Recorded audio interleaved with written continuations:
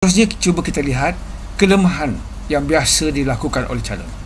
Pertama, tidak menguasai time frame. Latar masa. Latar masa berlakunya sesuatu peristiwa yang ditanya dalam soalan. Jadi kena faham betul-betul abad ke-14, abad ke-15, 16, 17 hingga abad ke-20. Apakah sebenarnya yang berlaku?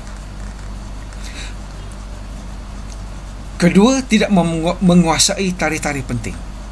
Walaupun sejarah bukannya memberikan tahun atau tarikh yang penting, tidak. Ini misalnya Revolusi Inggeris 1688, Revolusi Perancis 1796, ataupun Perang Kemerdekaan Amerika 1776. Kita bukan nak pelajar hafal mengeluarkan tarikh, tetapi sebaiknya pelajar dapat memberikan tarikh yang tepat, tarikh yang penting. Misalnya Perang Dunia Pertama 1914, 1918. Jadi tarikh-tarikh yang penting itu perlu pelajar kuasai. Ini kalau tak ingat, tak boleh, tak apalah. Hanya sebutkan Perang Dunia Pertama sudah. Tapi kalau kita boleh memberikan satu time frame yang tepat, jangka masa yang betul, dia akan memberi advantage kepada contoh yang calon berikan. Calon berikan contoh itu mantap lah. Jadi contoh itu relevan, contoh itu betul, maka dia akan memberi kesan kepada huraian kepada isi yang dinyatakan tadi. Ini dari segi takulan dan sebagainya.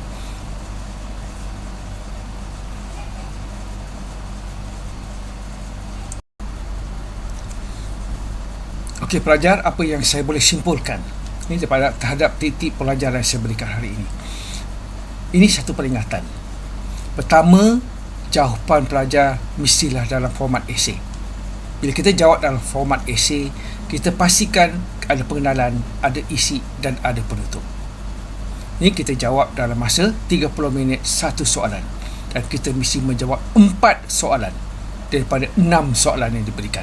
Jangan jawab 1, jangan jawab 2, jangan jawab 3. Ini tidak mencukupi. Kita mesti jawab 4 soalan dalam masa yang sama, iaitu 30 minit pas. Dan saya boleh katakan setiap soalan sama arasnya. Ini bukan soalan 1 lebih senang, soalan nombor 6 lebih susah. Tidak. Sama saja dari segi aras kesukarannya. Jadi jawablah 4 soalan. Baca betul-betul soalan, pilih 4 daripada 6 soalan yang diberikan. Kedua, bila kita menulis, mungkin kita kejar masa 30 minit tadi. Kita perlu rancang masa 3 minit untuk pengenalan, 25 minit untuk isi, mungkin 2 minit untuk penutup.